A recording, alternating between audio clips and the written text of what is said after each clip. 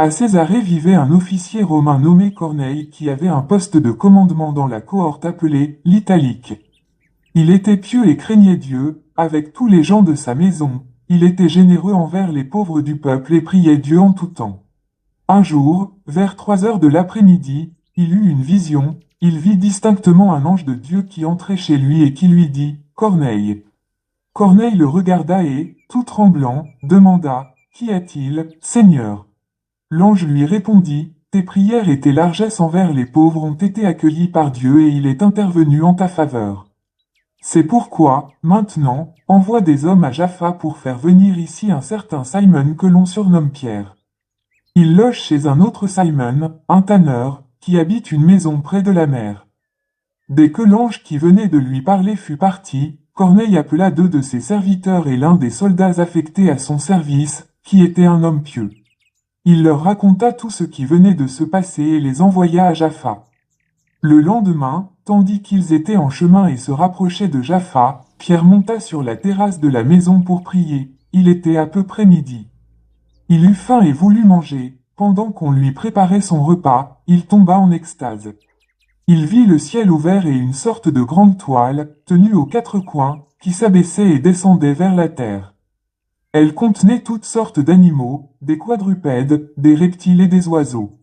Il entendit une voix qui lui disait « Lève-toi, Pierre, tu sais bête et mange. » « Oh non, Seigneur, répliqua Pierre, car jamais de ma vie je n'ai rien mangé de souillé ou d'impur.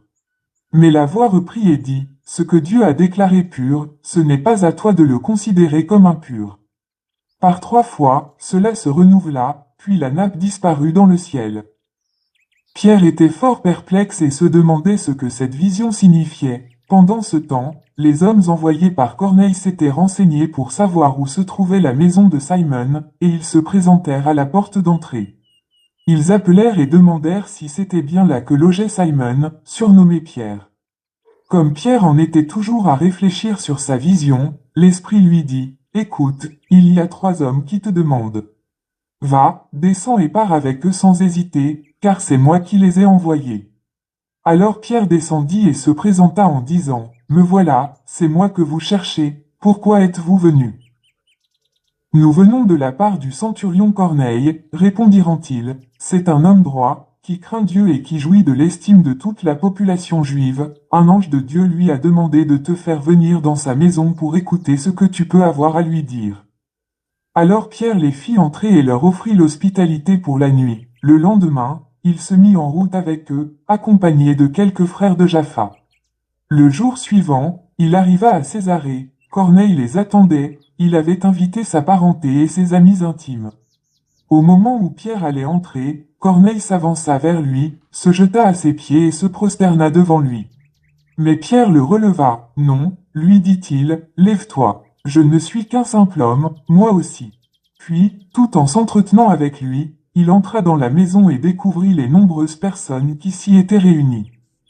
Il leur dit, « Vous savez que la loi interdit à un juif de fréquenter un étranger ou d'entrer chez lui, mais Dieu m'a fait comprendre qu'il ne faut considérer aucun être humain comme souillé ou impur.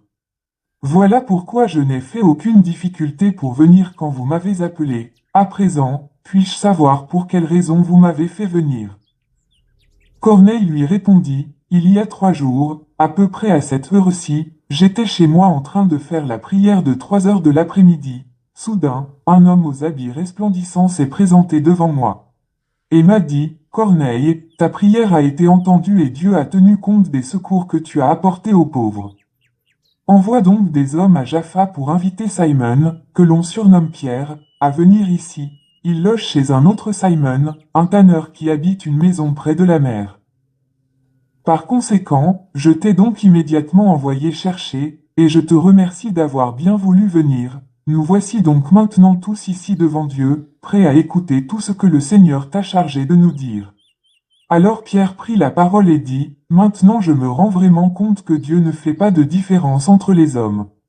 Au contraire, parmi tous les peuples, tout homme qui le craint et qui fait ce qui est juste lui est agréable. Il a adressé sa parole aux Israélites pour leur annoncer la paix par Jésus-Christ, qui est le Seigneur de tous les hommes.